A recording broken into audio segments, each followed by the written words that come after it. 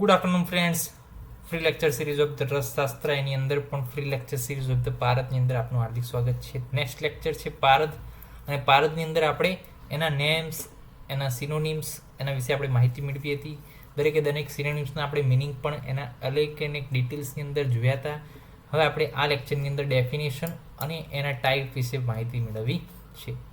તો પારદની ડેફિનેશન શું છે? તો કે રસનાત સર્વ ધાતુના, રસનાત પોતાની અંદર એક રસ કરી દે છે. એટલે કે એક એવું હોય કે એમોક્સિસિલિન જે આવે છે ટ્રાયહાઇડ્રેટ 125 mgની એમોક્સિકીડ આવે છે. એ જે છે કેવું હોય, બાળકોની અંદર જે છે બેક્ટેરિયલ ઇન્ફેક્શનની અંદર આપવામાં આવે છે. હવે આ ગોળીને જ્યારે પાણીમાં ઓગાળીએ ને ત્યારે પાણીની અંદર શું થાય, એ વસ્તુ ઓગળી જાય. તો એ જ રીતે જ્યારે પારદની અંદર કોઈ પણ વસ્તુને ઓગાળવામાં આવે તો એ પારદની અંદર શું થાય છે, ઓગળી જાય છે, અને પારદની અંદર જ એક્ઝિસ્ટન્સ જતું રહે, પોતાનું કોઈ વર્ચસ્વ રહેતું નથી. તો રસનાથ સર્વ ધાતુના, બધી જ ધાતુઓને શું કરે છે, રસનાથ પોતાની અંદર આત્મસાત કરી લે છે. રસ ઇતિ વિધીયતે, અને એને શું કહેવામાં આવે છે, રસ કહેવામાં આવે છે. રસ શેનો સિનોનિમ્સ છે? પારદનો સિનોનિમ્સ છે. તો રસનાથ સર્વ ધાતુના રસ ઇતિ વિધીયતે, એટલે કે એને રસ કહેવાય, પારદ કહેવાય છે. જરા રૂક મૃત્યુ નાશાય, જરા એટલે શું કે ઓલ્ડ એજ, જીરિયાટ્રિક, જરાનો જે નાશ કરે છે. જે રૂક એટલે કે પીડા, પીડા શેમાં થાય તો કે રોગમાં થાય, એ રોગ નાશ કરે. મૃત્યુનો પણ જે નાશ કરે, રસ્યતે વા રસો મત, અને એને શું કહેવાય છે, એ જરા એટલે કે વૃદ્ધાવસ્થા, રોગ અને મૃત્યુ, આ ત્રણનો નાશ કરતો હોવાથી પણ શું છે, એને રસાયણની ઉપલબ્ધિ પણ આપવામાં આવી છે, અને એટલા માટે જે છે એને પારદ કહે છે, એને રસ કહે છે. તો કે રસના તો સર્વ ધાતુના, બધી ધાતુઓને પોતાની અંદર સમાવે છે. બધા રોગ જે છે, જરા અવસ્થા છે, મૃત્યુ છે, બધાનો નાશ કરે છે. એટલે એને શું કીધું છે, એટલે એને પારદ કીધું છે. મેટલ કે જે બીજા મેટલ્સને શું કરે છે, એબ્ઝોર્બ કરે છે, લિક્વિફાઈ કરે છે. પારદ એ જ છે પેથોલોજીકલ કન્ડિશન, ડેથ પ્રોસેસ જે છે એના કારણે જે પ્રોબ્લેમ ઉત્પન્ન થાય છે એને શું કરે છે, નાશ. તો એને પણ એના માટે જે છે રસ કહે છે, પારદ કહે છે. બીજું એક સિનોનિમ હતું પારદનું, રસેન્દ્ર. તો એ રસેન્દ્ર ઉપરથી પણ એની પરિભાષા છે. એટલે એના સિનોનિમ્સ જેને કહેવાયા, તો એની ઉપરથી જે શ્લોક બન્યા, એના ઉપર મંત્ર બન્યા, તો એ જે છે એને શું, એની ડેફિનેશન કીધી, પરિભાષા કીધી. તો રસેન્દ્રમાં શું છે, રસ ઉપરસ રાજત્વાદ રસેન્દ્ર ઇતિ કીર્તિત. એટલે રસશાસ્ત્રની અંદર આપણે આગળ અભ્યાસ કરીશું કે રસ છે, ઉપરસ છે, મહારસ છે, ધાતુ છે, મહાધાતુ છે, ઉપધાતુ. તો આ બધાની અંદર જે બેસ્ટ છે, રસ ઉપરસ આદિની અંદર જે બેસ્ટ છે, જે રાજા સમાન છે, એને શું કીધું છે, રસેન્દ્ર, કે રસની અંદર ઇન્દ્ર જે છે એને કીધો છે. પછી એને અલગ એક નામ આપવામાં આવ્યું છે સૂત કરીને, દેહ લોહમયી સિદ્ધિ સૂતે સૂતસ તતઃ સ્મૃત. એટલે કે જે દેહ સિદ્ધિ અને જે લોહ સિદ્ધિ એને પ્રાપ્ત છે, એટલે એને શું કીધું છે, સૂત કીધું છે. સૂત શબ્દ એ દેહ સિદ્ધિ અને લોહ સિદ્ધિ માટે છે. હવે તમને પ્રશ્ન થાય કે આ દેહ સિદ્ધિ શું અને લોહ સિદ્ધિ શું? તો દેહ સિદ્ધિ એ વસ્તુ છે કે અમુક જે મેટલ્સ છે કે જે દેહની અંદર ઉત્પન્ન થતા પેથોલોજીકલ કન્ડિશનની અંદર બેસ્ટ છે, એટલે કે દેહની અંદર ઉત્પન્ન થતા પેથોલોજીકલ કન્ડિશન માટે બેસ્ટ વસ્તુ, એટલે કે દેહ સિદ્ધિ.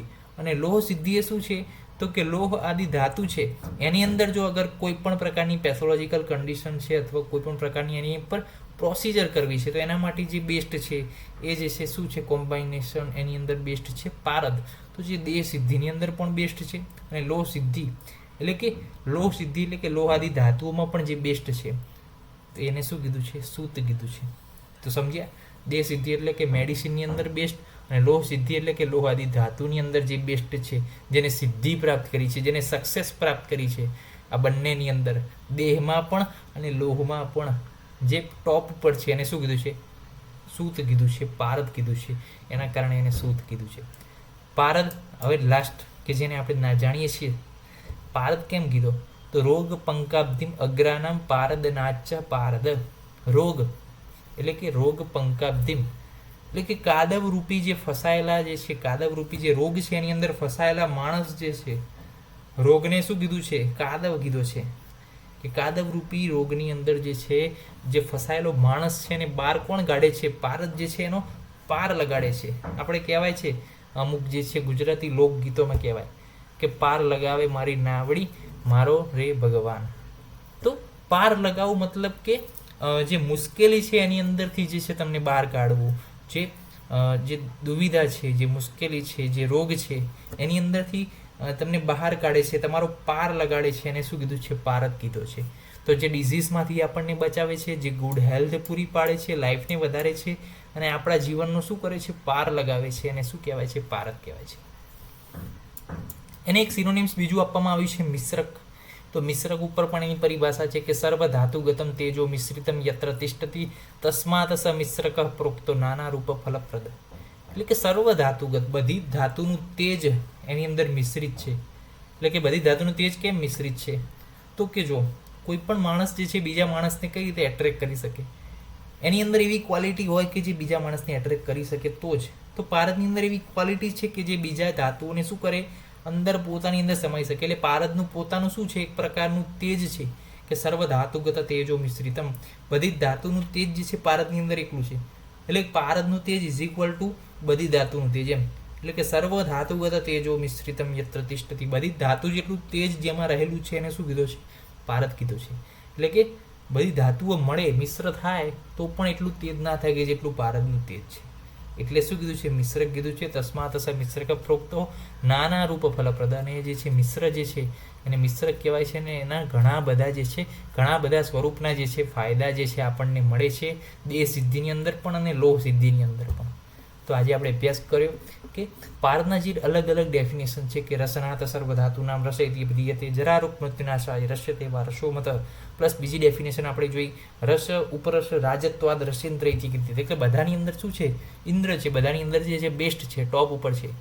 સૂત કીધું કે દેહ સિદ્ધિમાં પણ ટોપ ઉપર છે, લોહ સિદ્ધિમાં પણ ટોપ ઉપર છે. એને શું કીધું? સૂત શબ્દ આપ્યો છે. પારદ કેમ? તો કે રોગરૂપી કાદવમાં જે ફસાયેલો છે માણસ એનો પાર લગાડે છે, એટલે એને પારદ કીધું કે જે પાર લગાડે એ પારદ એમ. પછી કીધું મિશ્રક કે બધી ધાતુનું તેજ જે છે જેની અંદર મિશ્ર થયેલું છે એ જે છે પારદ જે છે એને નામ આપવામાં આવ્યું છે. તો આજે આપણે બધા સિનોનિમ્સની પરિભાષા જોઈ, અમુક જે છે ડેફિનેશન જે ઇમ્પોર્ટન્ટ હતી.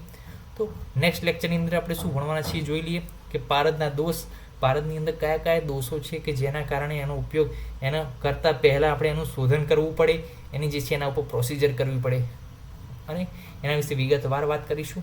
નેક્સ્ટ લેક્ચરમાં મળીશું. ત્યાં સુધી જય હિન્દ, જય ભારત, જય આયુર્વેદ, જય ધન્વંતરી. નમસ્કાર.